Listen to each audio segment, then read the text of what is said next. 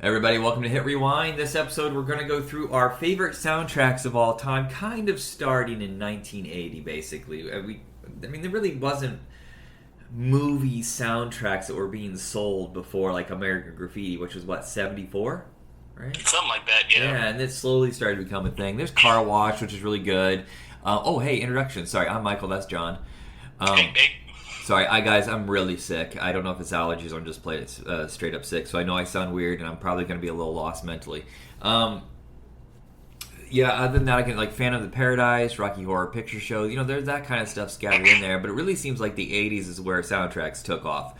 And when did soundtracks die? Because it really isn't a thing anymore. That's like a mid-2000s thing, really. Yeah, it really feels like the last big soundtrack was maybe Spider-Man 2? It seems like around that time when the teen movies faded is when soundtracks started to die off. And when I say soundtracks, I mean curated by some sort of music producer who's going around finding 20 songs, whatever, to put together that fit the movie thematically. Whereas there's a couple in there where... Go ahead, sorry. Well, I was going to say, Guardians of the Galaxy is probably really the last all three of the Guardians, but mostly the first films. Yeah, but they're all greatest hits collections. That's the difference to me. I'm talking mostly new songs. Well, but in the case of this, those songs were curated specifically as part of the film, as part of James Gunn's writing. Yeah. So it was, yes, it is nostalgia-based music, but it is thematically designed around that film, whereas, we had the discussion about, some of these things where it's a nostalgia album more so, where I think, I would have said also, Almost Famous, even though, yes, it is pre-release material, it is specifically geared for that film, whereas Forrest Gump, I think, was one of the examples that you had when we were talking about this, where it's that's just, the music's there for flavor, but it's not, you could have put song these moments. Because I'm thinking, so I guess it does kind of start with American Graffiti. It's just all songs you already knew, which was a big deal during that time period, the 50s nostalgia post-Vietnam.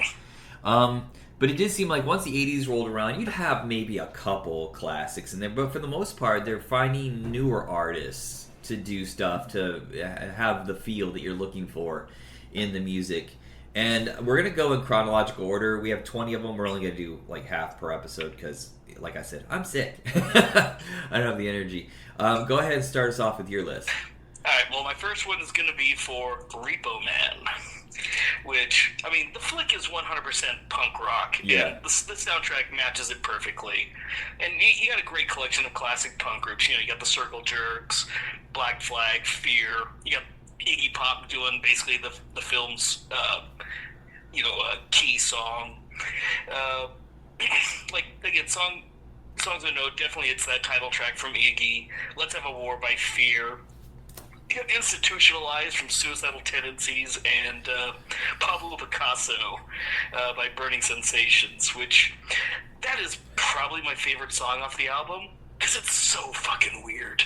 It is slow paced, it's got this weird sense of humor, and it's such a great song. Yeah, there's one on both this and Return of the Living Dead that kind of, for the most part, all the songs are, like you said, just Los Angeles punk. But then they'll mix in one that's kind of moodier, like The Cities Are Burning, stuff like that, whatever, and it's kind of a slower, it's kind of like, that Scream soundtrack, the first one, where it's a lot of kind of faster paced songs, but in the middle they have Red Right Hand. It kind of changes things up. It sticks out like a sore thumb. Yeah, well, it's like Repo Man is especially this. It's not an entirely action packed film or anything. It's more of this weird. It's more like a weird philosophical thing disguised as punk rock. Yeah, it's atmospheric. And the music isn't super heavy-handed, pulse-pounding punk. It's slower jams. It's stuff that's there to kind of create the mood, as opposed to, we're just here to kick ass and take names. Yeah, well, I think Suburbia, where their soundtrack is much more like the classic, what you would think, almost cliche of punk rock. Yeah. And so...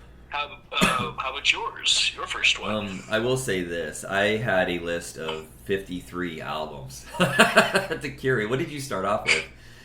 Oh, God, I want to say I've had like something around 40 or something. Maybe a little bit less. A lot of it was score. But then I also realized with score, I like themes in a lot of cases than actual full things. Yeah, like, see, that's what I was thinking about too. And I skipped musicals because I didn't want to torture you, even though I had a bunch that I wanted to do. You grabbed at least one that would have been on my list. And I, for the most part, skipped scores. A lot of it is just thematic, though I love the Conan the Barbarian score by Basil Palladores is probably my favorite, besides one that made this list. You know, kind of going through, I some of them were really good, but whatever, I tried to go with soundtracks that really fit the movie as well, and that were like almost 100% like rock solid. I wanted to do Rock and Roll High School, but I decided to leave the 70s off of this list. So I start off in 1980 with Times Square, a movie that's pretty obscure that finally, decades of being lost, got released on Blu-ray. About two girls that are just running around New York having fun and chaos and havoc. Have you ever seen it? No, I'd never even heard of this film. So this was kind of an interesting thing because I recognized some of the bands on this, but there's a lot of songs I'm going, I don't know this song, so this is going to be an interesting... It's directed by Alan Moyle. It's his first movie. If you know anything about like those kind of rock and roll movies of the 90s, you'll know Pump Up the Volume and Empire Records were his two fairly well-known films. He was he did a lot of underground music videos and stuff like that for a long time, so he really knew who the musicians were and got this music for nothing. The reason why it was lost for so long is getting those music rights again.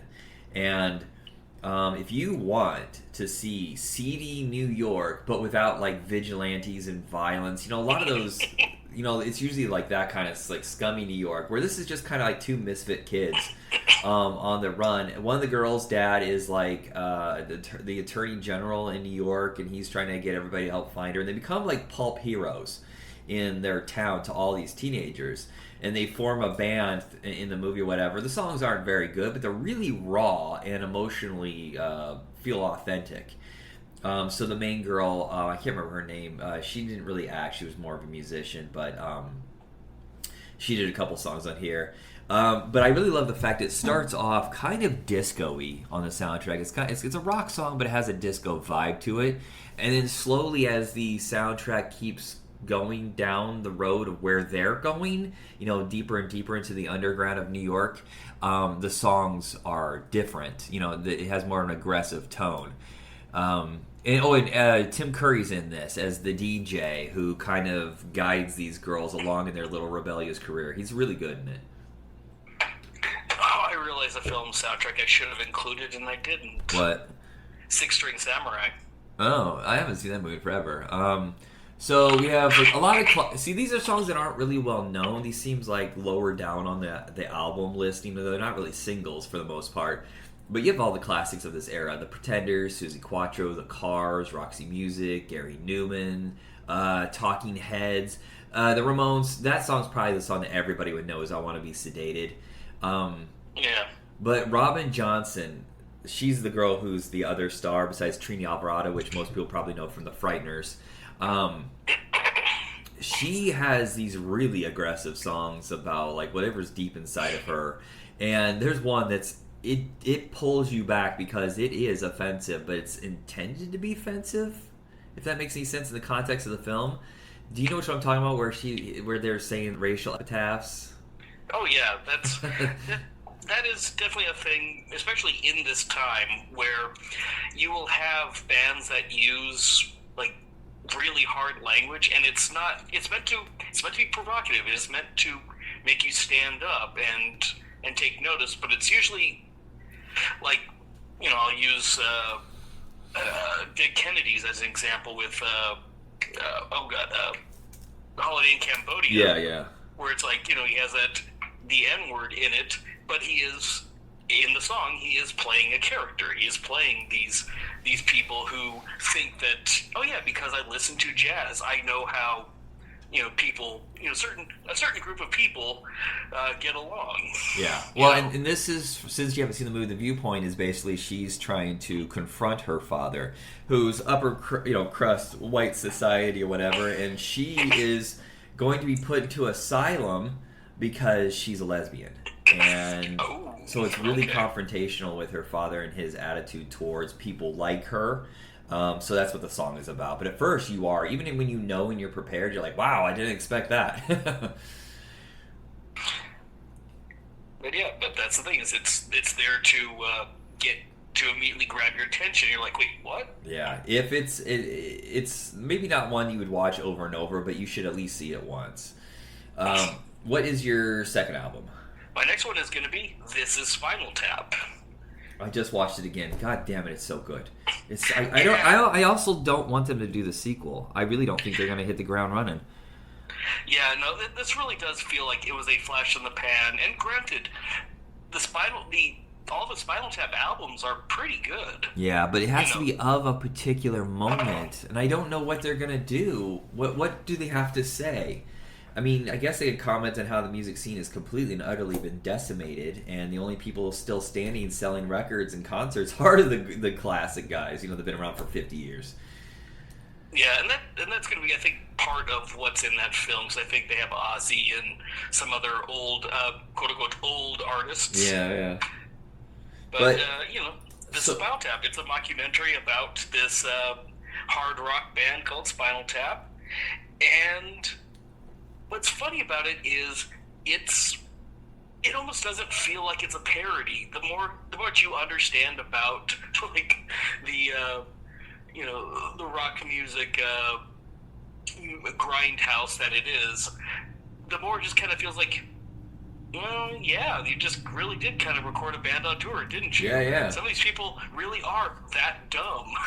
Well, and going up to 11-bit and all that. I remember when they did, what is it? Not best. Oh, I love the '80s. Remember that VH1 TV show? Oh yeah. And they brought up Spinal Tap, and they had all these guys in bands talking about it, and every single one of them said, "Oh yeah, that band's about us." And I was like, I think it's a pastiche of all of you, really. I mean, I would say probably mostly it's like Black Sabbath, where they were big for a moment, but they've just kind of aged out. But then you had all the juvenile stuff, and then you're like, I don't know. And then all the sword and sorceries, you're like, well, that's Iron Maiden, So it's kind of just they're grabbing bits and pieces of everybody. It's no one specific, but it's about a specific genre. Yeah, because it does have very much a lot of Sabbath, especially with the old. We have the "Listen to the Flower People" song, the little psychedelic track, where you're just kind of like, yeah, that does kind of feel like pre-Black Sabbath type stuff. Outside of the music, though, this is one of the fucking funniest movies I've ever seen. I cannot stop laughing about the part where Harry Shearer gets stuck in that see-through glass thing, and they're trying to have that moment where they talk about the scene, whatever that they're trying to develop with the song, and all you can hear in the back is clunk clunk clunk clunk, and he gets out just as the song ends, and he has to go back in and he gets caught again. And just fucking brilliant. Yeah, and also Stonehenge, of course, is one of those classic bits from it. Yeah, it's also over. I'm going to say I think it's actually a pretty good song, except for the whole silly part where he's like, I don't know who they were or why they there, why they were there. Honestly, I think that's kind of what makes that song is it's the kind of how the song starts going off the rails right at the beginning of it, and then you just realize you're never, even without the visuals from the film, you never know really where this thing is going to go. You're just kind of like, okay, it's back to a normal thing. Wait, what are they doing now? Yeah, all the songs are really catchy too, because the Flower People, "Give me some money," when they're going through their Kinks era. But the Big Bottom, Big Bottom, "Time Gonna Rock You," Hellhole, "Sex Farm" is a pretty good song. I actually think Hellhole's a pretty good song. Even if it wasn't associated with this movie, I'd still be humming along to it. I love the part, it's a throwaway bit, where he's writing a beautiful ballad, and he goes, "What's the name of that song?" "Oh, it's Lick My Love Pump." There's not a lot of songs, to tell you the truth. I think there's only, 9 songs? That's about something it. like that. Yeah, it's a very lean album. I didn't know who they considered. were until Break Like the Wind came out in '92, and they had that TV special, and I was like, "Who the hell is Spinal Tap?" That title is hilarious, though. I got to find out who they are. Yeah, it's like I think the first time I really knew about them was when they were on The Simpsons, Oh, okay. and I thought they were just a real band. And yes, I guess technically they are, but you know, you know what I mean. If you get the Blu-ray, the commentary track is of them in character talking about the history of the movie in retrospect. It's really good. Yeah, I think that was actually on the original DVD because I'm pretty sure I've heard that. Oh, okay, yeah. Every once in a while, you get a commentary track that sticks out like a sore thumb, like totally different than everything else. You got to listen to it. The worst commentary track, also fascinating, is anything with Arnold Schwarzenegger, because yes, he will yes. literally describe everything that's going on the screen as if you weren't watching it. Yeah, because I think I had his Total Recall. Yeah, that's the pinnacle right there. Here's the weird thing is Mel Brooks does the same thing, and I have no idea why. A guy so descriptive and entertaining just describes everything that's happening on screen. So stupid. My favorite commentary track of all time is probably Cannibal the Musical, where the guys proceed to get intoxicated beyond belief, and it almost completely collapses under its own demented behavior by the end of the podcast, or the commentary. Yeah, I've heard that one as well. Yeah. So your next one would be Call it heavy metal noise. I couldn't even do that when I wasn't sick. I fucking love the heavy metal soundtrack. As I've gotten older, the movie's not that good. well. What I think is funny about this is, and now I love this soundtrack. I love this movie. But there are barely any bands on the soundtrack that are actually heavy metal bands. Yeah, that is weird, right? And Sammy Hagar isn't necessarily a heavy metal guy. He's a hard rocker. Yeah, you got Black Sabbath and Trust. Okay, they are legit metal bands, and even then, that's always arguable if you really want to be pedantic. But yeah, well, Blue Oyster Cult somewhere in there, and then their track is amazing. Well, it's nice. Like I would sit there and go like, Sammy Hagar, if like you said, it's like I would even give that to Hagar by being very generous. Yeah. But basically, yeah, it's a hard rock and very heavy pop sound album. And God, it's you got Mob Rules from Black Sabbath. You got Veteran of the Psychic Wars from VOC. But God, there's so much great stuff on here. Yeah. Well, Take a Ride. Don Felder. That Cheap Trick. Yeah. Oh, that's one of the best Cheap Trick songs I think ever. Reach Out is amazing.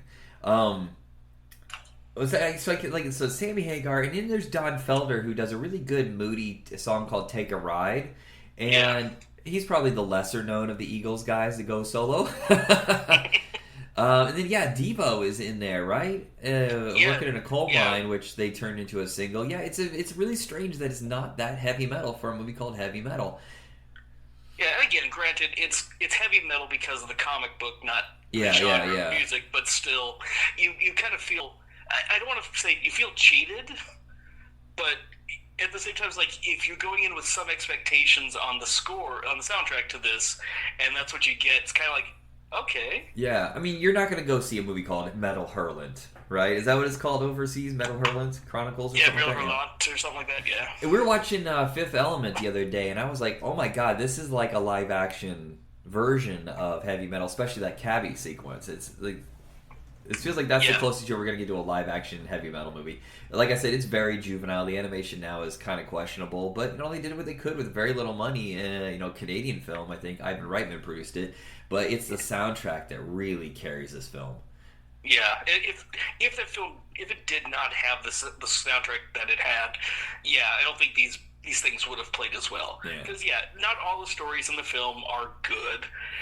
Some you really could do away with, but at the same time, it's like, with that music, then it just kind of makes you accept what you're seeing. My favorite segment of heavy metal is really, really short, and no one ever talks about it, is the zombies on the airplane. Oh, yeah.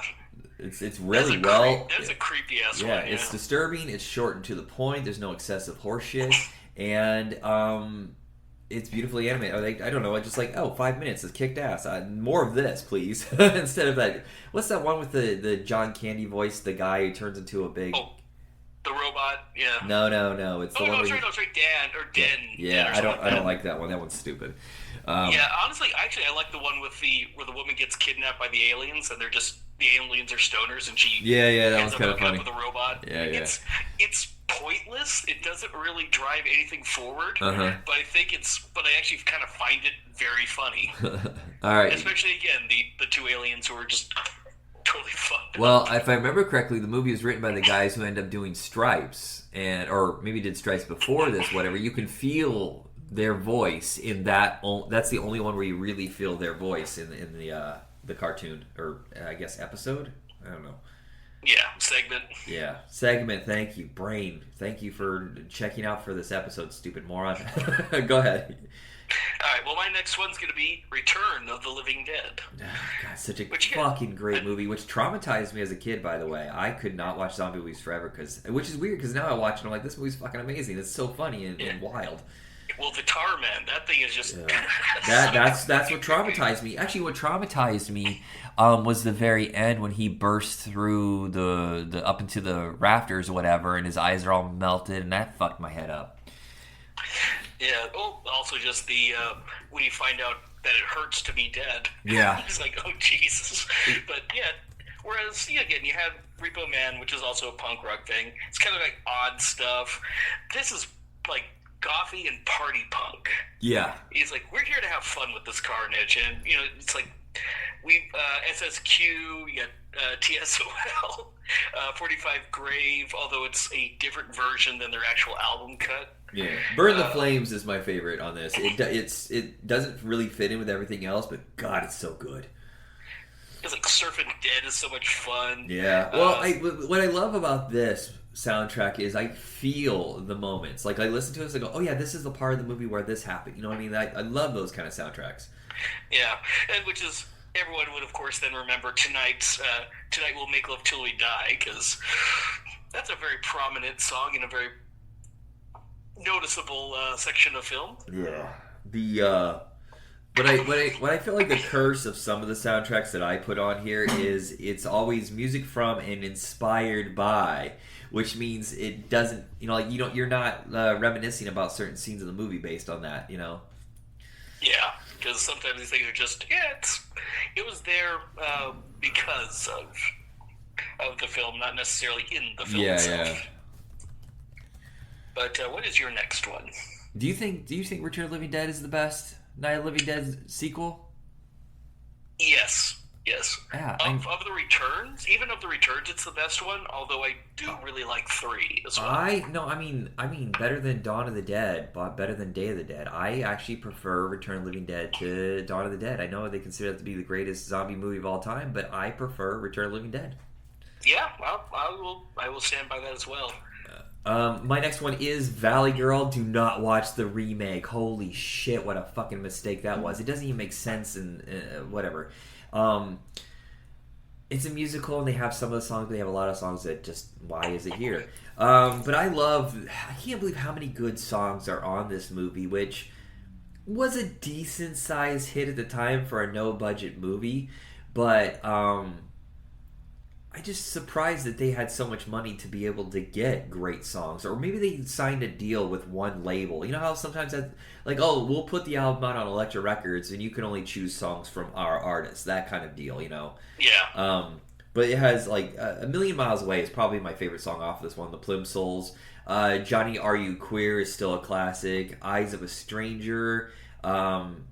Who Can It Be Now? I don't remember that actually in the movie Men at Work, but I love Men at Work. But of course, everybody knows I Melt With You. That's the big classic from this one. But it's all really good new wave stuff. I have to make a confession. I've never seen this movie. I will actually say that there's the fact that this is cherished so much is weird because Nicolas Cage almost seems like if you tweak the movie just a little bit, it's a scary film. It's the boyfriend from hell because he's so obsessed and he won't let things go, even though it's clear he should let it go. Seriously, with just a tweak, this is a horror movie. But it's like, so I wasn't really familiar with the Plimsouls. It's just for some reason they just never came across me.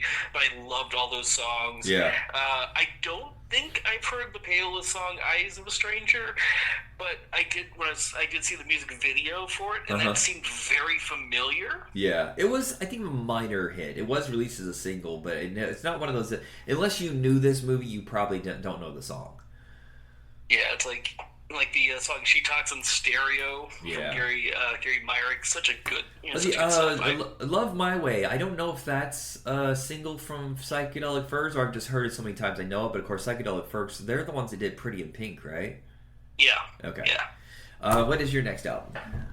My next album is the soundtrack to Little Shop of Horrors. Little Shop of Horrors. That was going to make my list. I fucking love. I did a video where we sang with my puppet. Yeah. Okay, that sounds weird if you don't know me. That I have a puppet that looks just like me, and we sing songs together. And that's the thing, is like, I'm not really one for musicals. Although it's like, if you had put musicals on there, I would still have listened. I wouldn't have thrown a hissy fit. I would have given them a fair shake. But shit, this movie is pretty much actually no, every song on this album, even the quote unquote bad one. What's the bad one? Oh, I think Place Where It's Green. Oh yeah, that one isn't. Go ahead. Truly such a song that just drags. Yeah, it's nobody's favorite. Of course, I think everybody's favorite is probably the Steve Martin one. Oh yeah, but that's the thing. These pretty much, like, all these songs are really good. This is a soundtrack I have had in my car. This is Mark Shaman, right? While driving. Yeah.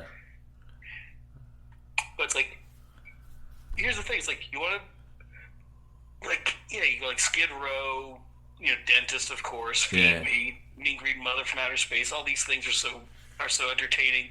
But it's like the title song itself, and Dadu.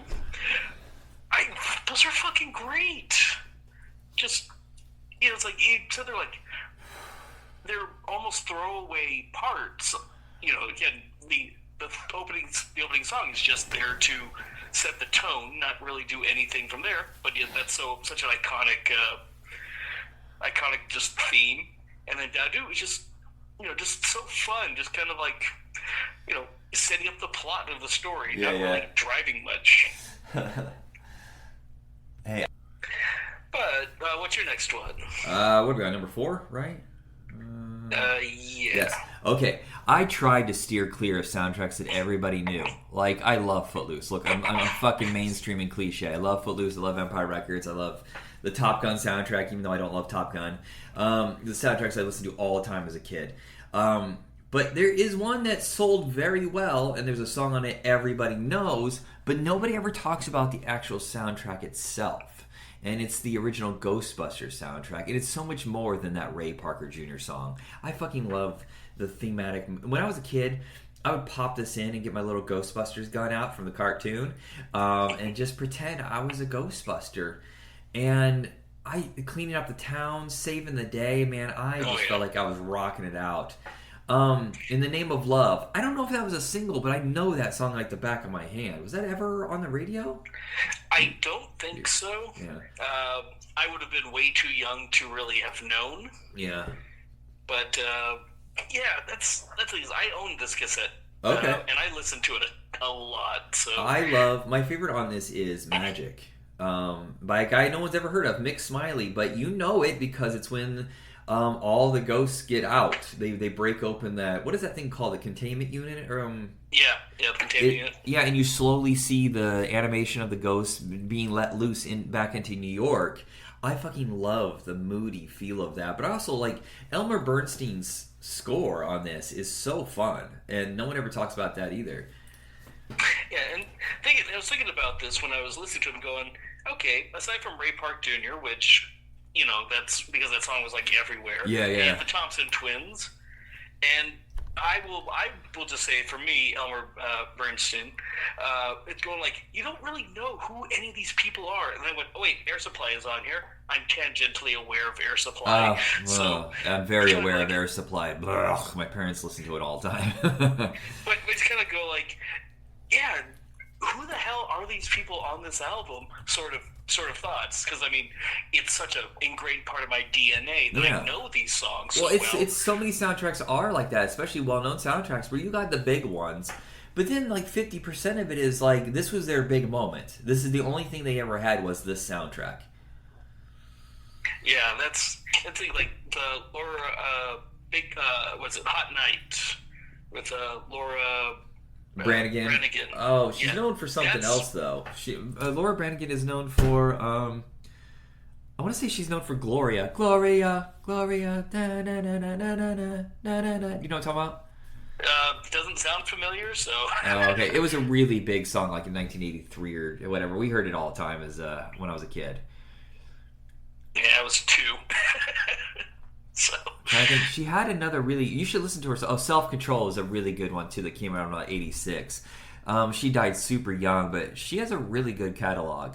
Just somehow she never really broke out. Yeah, that's the thing. Because her song is probably my favorite off the album. As I was listening to it, going, yeah, this is the one that really hit the hardest for me. All right, you're up. You're up. Excuse me. All right. This was going to be a strange one for some. But Cool World.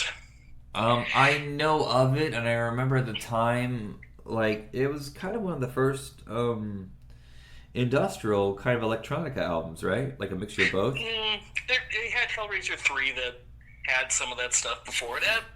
But yeah, it's one that it's such a weird soundtrack. Cause, okay, this is the first film on my list that isn't good, but in the 90s, there was this time where even the shittiest films somehow ended up with some of the most banging soundtracks. Yeah. Like the money was spent. And it's like, yeah, this one has music from industrial groups like My Life with the Thrill Kill Cult, Ministry, the Cults on here, Future Sound of London, Moby. Moby before he really locked down his sound. Yeah, and there was this relatively unknown person, David Bowie, something like that. Yeah. I think I mentioned this on the show when we were talking about like that return David Bowie album, and it's like going, yeah, technically, this is where his first solo, first new solo work happened since he had ended everything and started Tin Machine. Oh yeah. What a weird idea. I never liked Tin Machine. But, yeah, this is Real Cool World is still a really good song. You would have, it's like, it, on this shitty film, has one of, I'm not going to say one of Bowie's best songs, but definitely one of his best songs in a long time, and even quite a couple of years since that, too. It took him a little bit of time to kind of truly regain his footing. But I mean, yeah, you got electronic group on here, which features the singer from the Pet Shop Boys. But yeah, it's like it's a good soundtrack. Like it's one thing where it starts kind of shocking you, where you start going, "Wow, crap movies can have good stuff." The Jerky Boys soundtrack is pretty good. That movie, holy shit. I didn't include that one because it's mostly covers and older songs. So, my next one is Streets of Fire, a rock and roll fable comic book movie that is now very well known. But at the time, I think it just got buried in all the madness of 1984. Maybe the greatest summer of fantastic movies. It's amazing when you look at the list of movies that came out in '84. You're like, holy shit. But for the most part, a lot of it's thematic kind of stuff done by Ry Cooder, who is kind of terrible last name, by the way. Is Walter Hill's go-to guy for doing soundtracks that kind of have a New Orleans bluesy rock and roll feel. But you have a couple songs by the Blasters, and I fucking love the Blasters. They're a roots rock band. Deeper and Deeper by the Fix might be my favorite track from them. Red Skies at Night, though, is pretty good. And then they have a couple songs by Jim Steinman, who most people know writing with Meatloaf. And it's a band I don't really even know. Fire Incorporated did Tonight Is What It Means to Be Young, and I can't remember the first one. It's Nowhere Fast. I really dug that song. Yeah. Like, I'll be honest, I was a little lukewarm on this album. Like, I don't think it's bad, but it didn't fully click. Yeah. But again, Fire Inc. Nowhere Fast song is really, I think it's great. You got the Fix and the Blasters, of course. And I did recognize that the Dan Hartman song on it. That's why we had this soundtrack when I was a kid, because of that song, because that's the one that was released as a single that did fairly well. So it's like, it's not necessarily that I think it's bad or anything. It's just going, it's. Well, I think you also have to be into that kind of music, where I'm really big into roots rock, so it all depends. This is true. If you get excited by that scene where the Blasters are singing One Bad Stud, then this soundtrack is probably for you. All right, you're next. My next one is a very early soundtrack that really did introduce me to a lot of things that would be a lasting part of my life, and that's Wayne's World. Oh, yeah, this one almost made my list, too. This is one of the... I had soundtracks as a kid, but most of them were from my parents. I had Breakin', which almost made this list, which introduced me to rap. But I remember Wayne's World being like, okay, this is 100% mine. I'm not really sharing it with anybody else.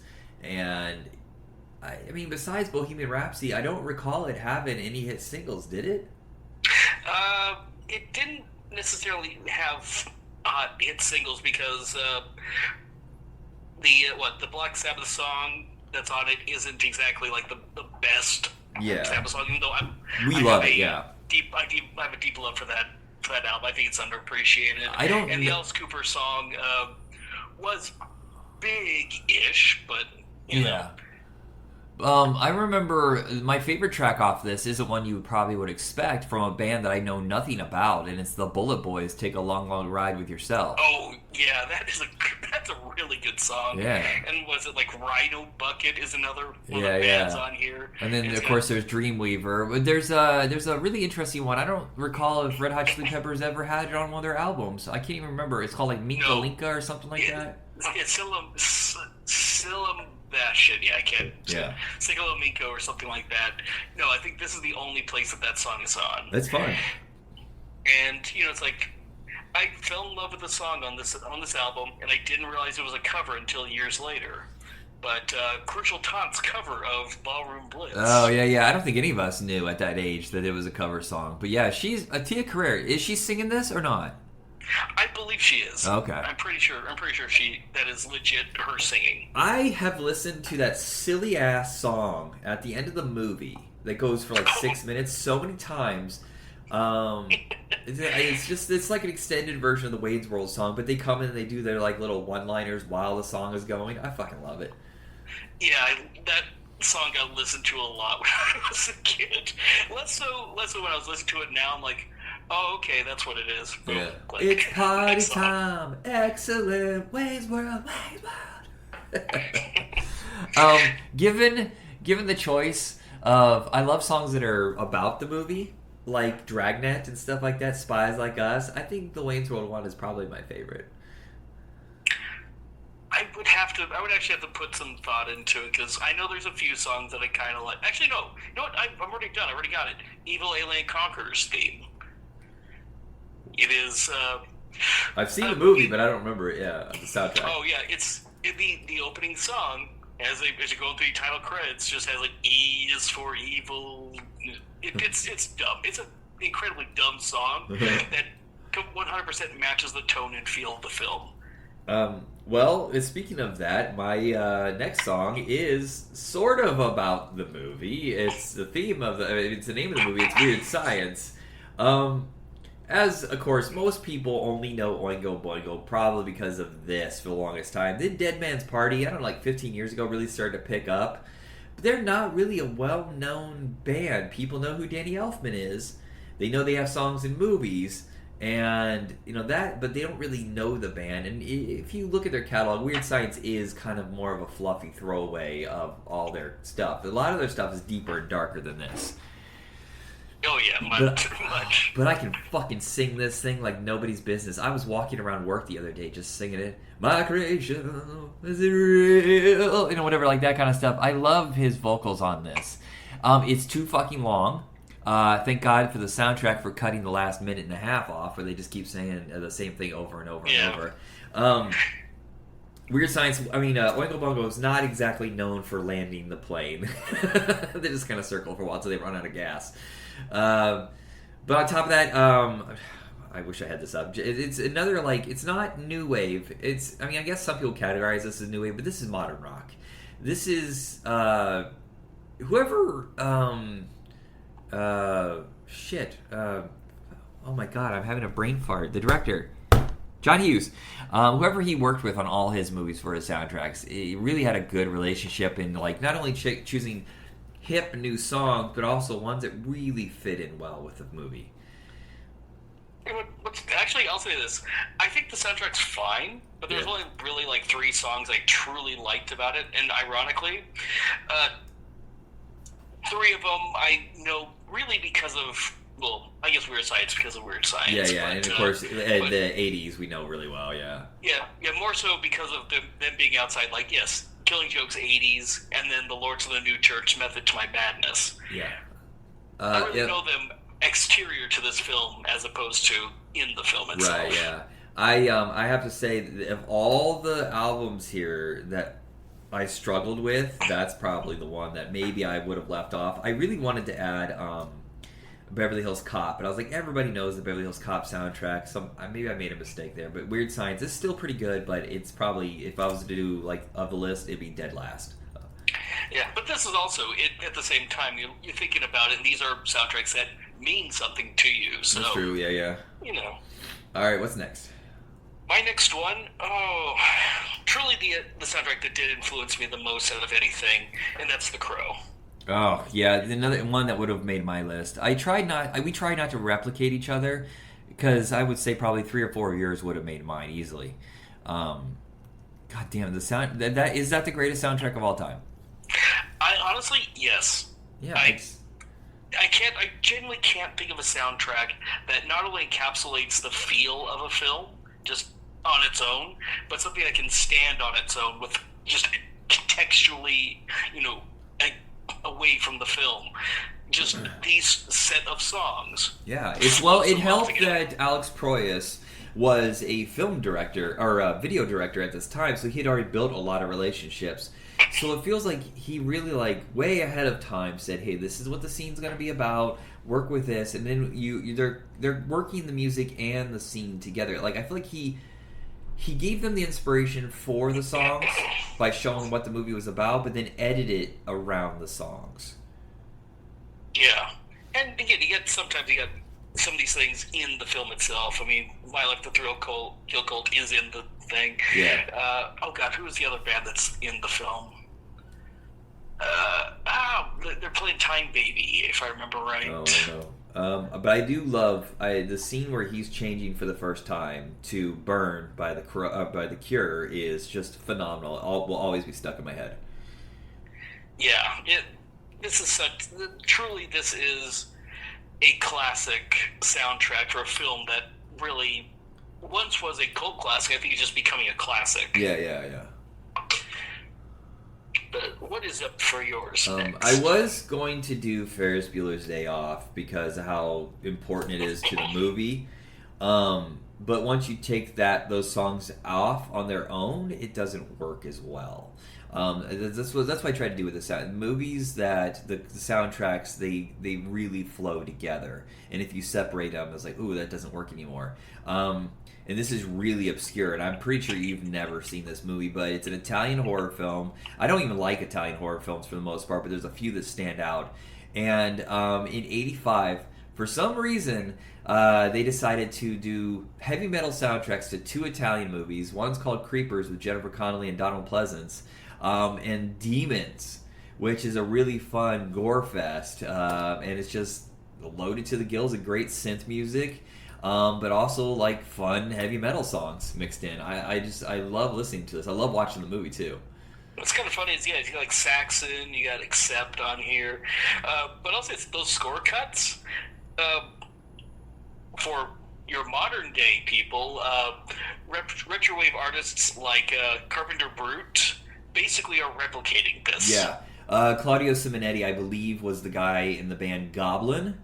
and then went off on his own to do some movies before reuniting with Goblin. Yes, we have Motley Crue. We have Rick Springfield actually with a pretty good track. I know some people don't like Rick Springfield because he's too like Bryan Adamsy, too middle of the road rock and roll. But he has some pretty hard rockers in there.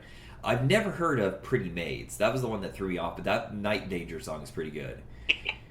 Yeah, it's like I had a lot of fun with this one. Yeah. Oh, good. Have you ever seen this movie? I think I have. Yeah. It's one of those things where, just by the name, ironically, I would have to sit down and start watching it to be like, have I seen this? Yeah, the first two. There's like 4 Demons movies, but only the first 2 are actually Demons movies. It's like one of those things in the 80s. Remember they're trying to fill video shelves and like, well, this is a known quantity. Let's just take this horror movie and edit it slightly into Demons 3 and Demons 4, that kind of bullshit. Yeah, like where the zombie films. Yeah, or House. Stuff. There's a weird confusion with House 3 and somewhere. Yeah, so. All right, what's next for you? My next one is Tales from the Crypt presents Demon Knight. Oh man, without Filter opening up this movie, does it kick as much ass? No. Oh man, like this like The Crow, this thing had a huge impact. Like I took notice of Pantera, Machine Head, Filter of course, Megadeth, Biohazard, and ironically, it didn't give me a very good impression of Ministry though. Oh, I can see that, yeah. But wow, this there's the version of Cemetery Gates on this is kind of my preferred version because it just kind of, like you said with Weird Science, the song trims off the last minute or so of Cemetery Gates' ending, which just kind of keeps going. It's not bad, but I kind of like where it stops. Yeah. And of course, it also has where I found out and learned about Gravediggers. Oh yeah, horror rap. Do you remember when Kurt Loder did that on MTV? He goes, "There's a new genre of hip hop being introduced, horror rap," and they showed the Gravediggers and a couple of the guys, and I was like, "Well, that died quickly." Yeah, but which is kind of a shame because Gravediggers is really good. I really like what they did. And we covered them on the show. But this hell of a metal album. So many really strong songs, even songs that aren't necessarily classic, like the Megadeth song. No one's ever going to hear Dave play the song live, but Die Dem's not a bad song. Yeah. It seems like it's the beginning of that new era of heavy metal, because you see the influence now from the Demon Knight soundtrack for the next 5 years. Oh yeah, it's this is where a lot of where they started. You start seeing kind of where the new metal stuff kind of starts to creep into things. Yeah, industrial and thrash are kind of in there, but for the most part, this is new metal. Yeah.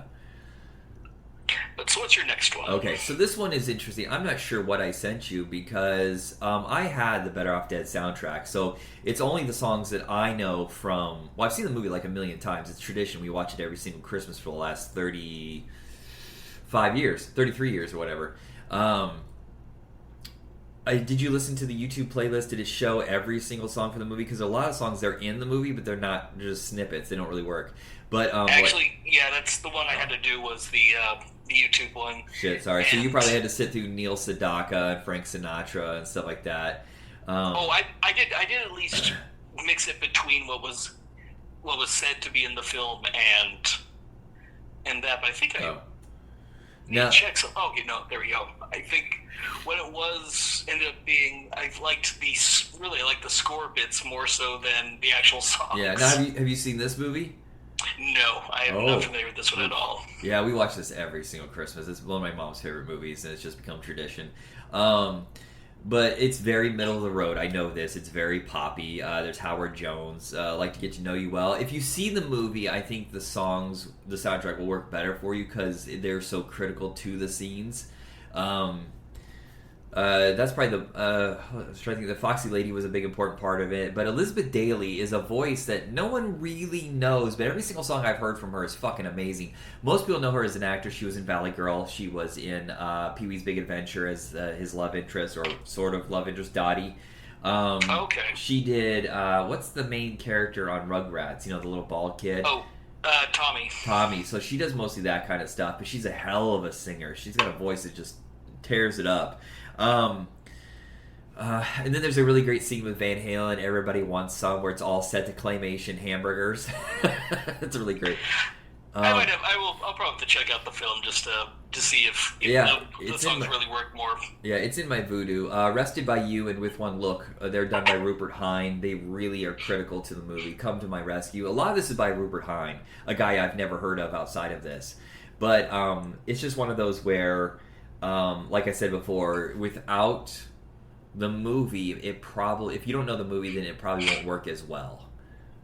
Yeah, that is the shame of some soundtracks is you do need to have some context for it. But this soundtrack, to anybody who's like members, there used to be these Billboard Top 40 like greatest hits of the year collections they would send out, and we had them. So it'd be just like 40 songs from 1985. That's what this kind of feels like. They're very middle of the road kind of pleasant songs for the whole family to listen to.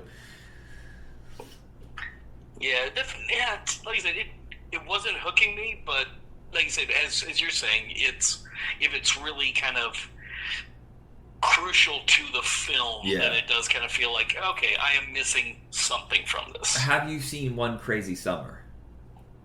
Yes, okay. I've seen that. It's from the same team. It's from the year before, but this one's much more focused because of course, One Crazy Summer, Demi Moore is a singer, so most of the songs come from her being in, performing or whatever. But this one is like I can't really explain it. Like I said, I'm tired as fuck. Go ahead. I'm just gonna shut up now.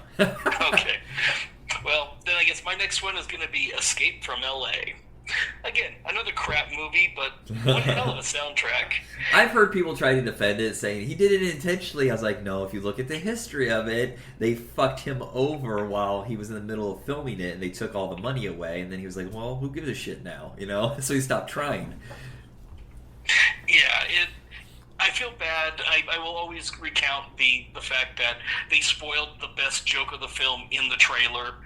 Oh, yeah. Bangkok Rules. Bangkok Rules, huge laugh in the trailer, see the film, no one, crickets when it happens. Yeah. But I remember my friend had this soundtrack, and we really got into, what was, they sing Guilty.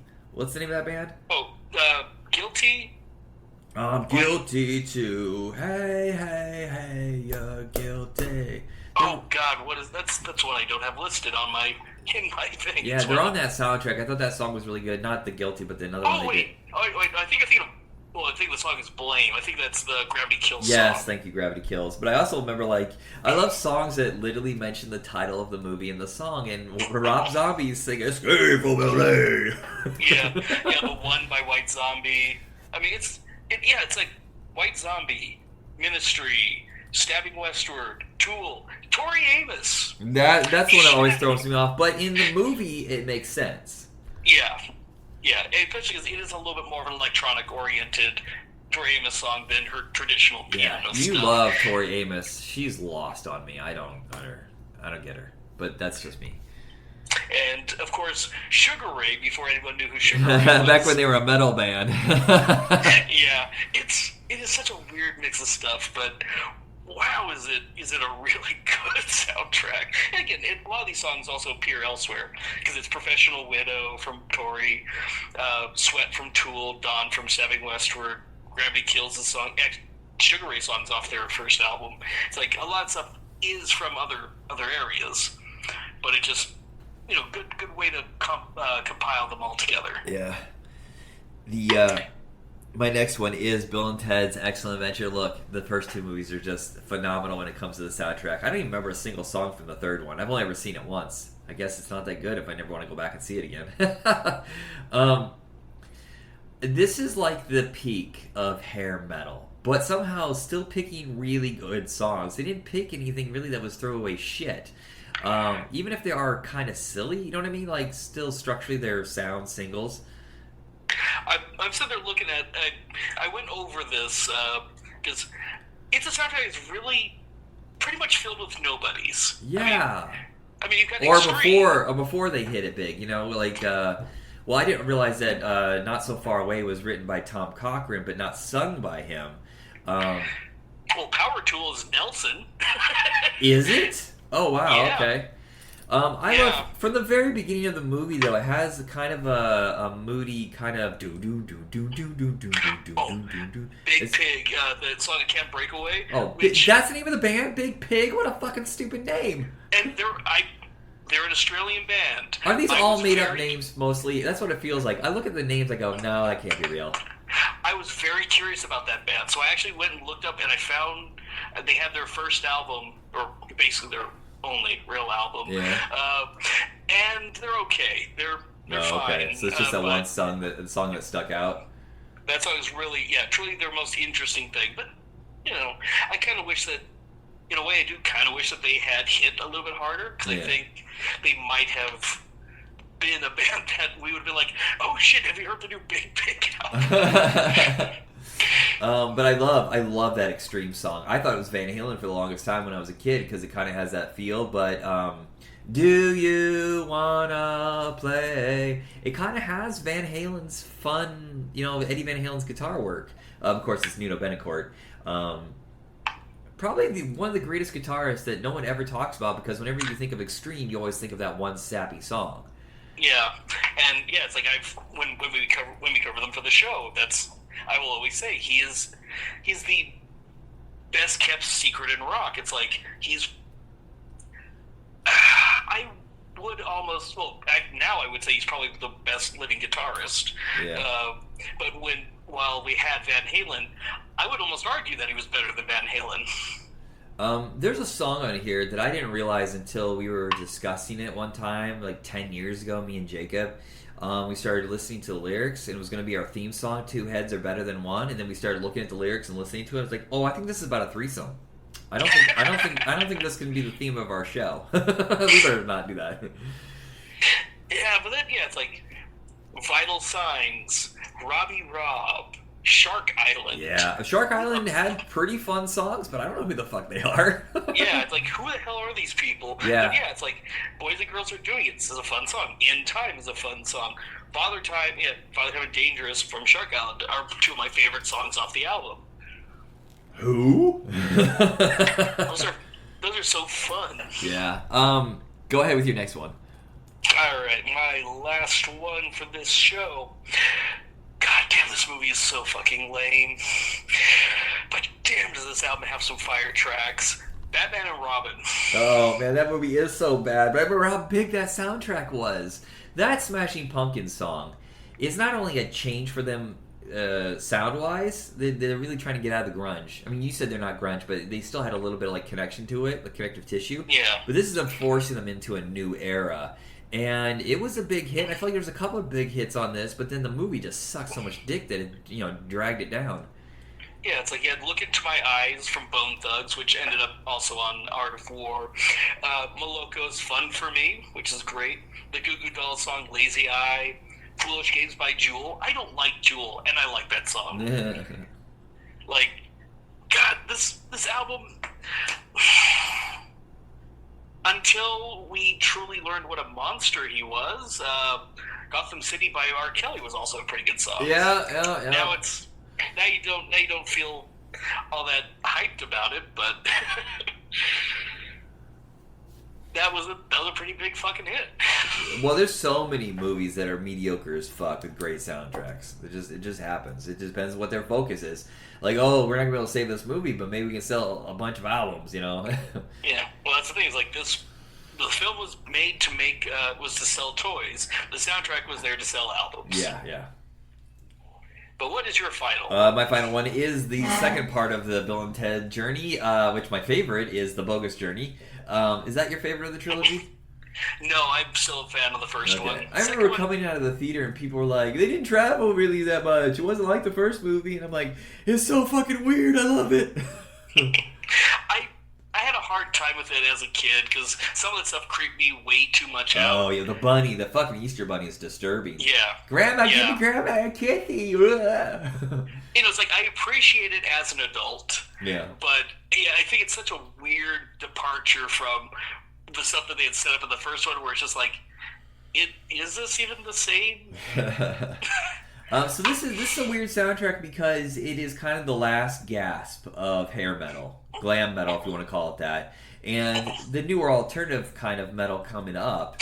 And so you start off with, Shout It Out, which is straight up hair metal. And this was the first big single, I think the only single actually off this one. The song that everybody else knows wasn't released, I think, as a single for them, was God Gave Rock and Roll to You. Look, I don't understand. Was there a God Gave Rock and Roll to You 1? I've only ever seen God Gave Rock and Roll to You 2. Well, God Gave Rock and Roll to You is a cover. Oh. And they put 2 on there to, I guess, specify that it's their version of it. Which goes on too long. Like Oingo Boingo, why is this 5 minutes long? It's so ridiculous. Battle Stations, I don't like Winger. Battle Stations fucking rules. Yeah, I'll say this. Here's the thing. I will read you what I wrote because I think you'll enjoy this too. A bigger budget film with a soundtrack with bands that people would actually recognize. You got songs by Kiss, Faith No More, Megadeth, Primus Head, Winger. No, seriously, the Winger song is actually kind of good. Yeah, it's amazing. So the first half of this album is literally like, hey, this is the end of this era. I mean, Richie Kotzen, I don't know who that is, but that feels like, oh yeah, if this had been 3 years earlier, it would have been a top 40 song. Dream of a New Day is pretty good. And then The Reaper is kind of like that breaking point, and all of a sudden everything is like, oh, this is the newer stuff. The Perfect Crime by Faith No More is so good. We both talked about how much we love Go to Hell. Yeah, and it's like Tommy the Cat from Primus. I mean, who's in the movie? Yeah, and even the King's X song on here is really good. Like, this has got some really good stuff. Yeah, well, I said everything changes, but I forgot Showdown is at the end of this, and that still feels like the stuff that should have been on the first half of the album. But yeah, it's definitely between the 2 soundtracks, I think Bogus Journey has, I guess I'll phrase it as a better soundtrack in as much as it's stuff that's more commercially viable and stronger bands doing stronger material. Whereas, Excellent Adventures is fun. I enjoy it. I like the soundtrack quite a bit. But if I'm going to listen to Shark Island or Megadeth, I think I'm going to listen to Megadeth. All right, so that is the end of our top 10. We'll get to the next. Like we're saying, this is chronological. It's not like our favorite to least favorite. So the second half will be what? We're probably around. I'm around 92, while you're around 95. So we're getting through it. Actually, yeah, I think it started. I'm like 97, 98. Yeah, I think my next one is Airheads. I think I'm not sure. All right, that is it, everybody. Thank you for listening while we jibber jabber, and have a good night. Yeah, have a good one, guys.